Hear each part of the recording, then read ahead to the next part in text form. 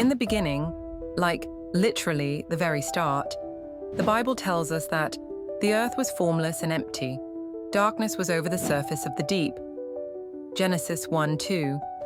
And then God spoke the first words in history. Let there be light. Genesis 1:3. And just like that, light exploded into the void.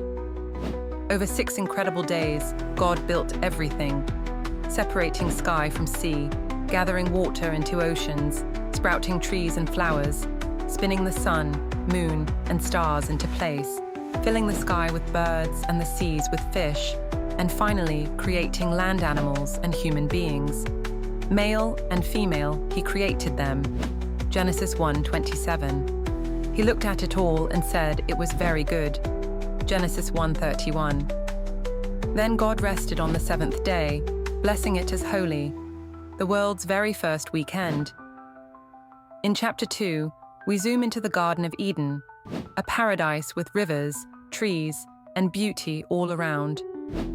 God forms Adam from the dust of the ground and breathes life into his lungs, Genesis 2:7, then makes Eve from one of Adam's ribs, giving us the first family.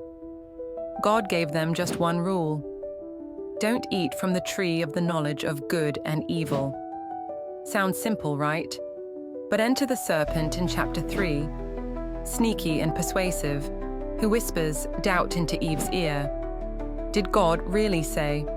Genesis 3:1. Eve takes the fruit, shares it with Adam, and suddenly their eyes are opened, not in a good way. They realize they're naked, feel shame, and hide from God among the trees. Genesis 3:8. But God finds them. You can't really hide from the one who sees everything.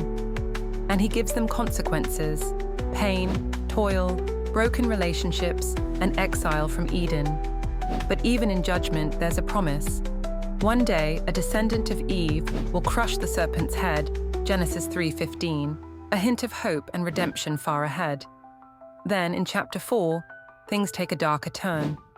Adam and Eve have 2 sons, Cain, a farmer, and Abel, a shepherd.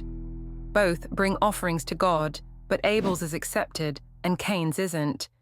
Jealousy boils over, and even after God warns him, sin is crouching at your door, but you must rule over it. Genesis 4:7. Cain lures Abel into the field and kills him. When God asks where his brother is, Cain famously replies, "Am I my brother's keeper?" Genesis 4:9. But God knows what's been done.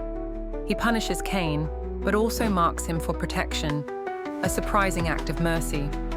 Time passes, and Adam and Eve have more children, including Seth, who represents a new line of hope. Then, in Genesis 5, we get the Bible's first long family tree, from Adam to Noah, where we learn that people lived a really long time. Methuselah, the oldest of them all, lives 969 years, Genesis 5:27. Can you imagine how many birthday parties that guy had? And at the end of the chapter, we meet Noah, a righteous man born into a world that's about to go wild. And though his story really begins in chapter 6, we know something big is coming. So, in just 5 chapters, Genesis covers the creation of the universe, the beginning of humanity, the first sin, the first murder, and the start of God's long plan to rescue a broken world. It's dramatic, it's divine, and it's just the beginning.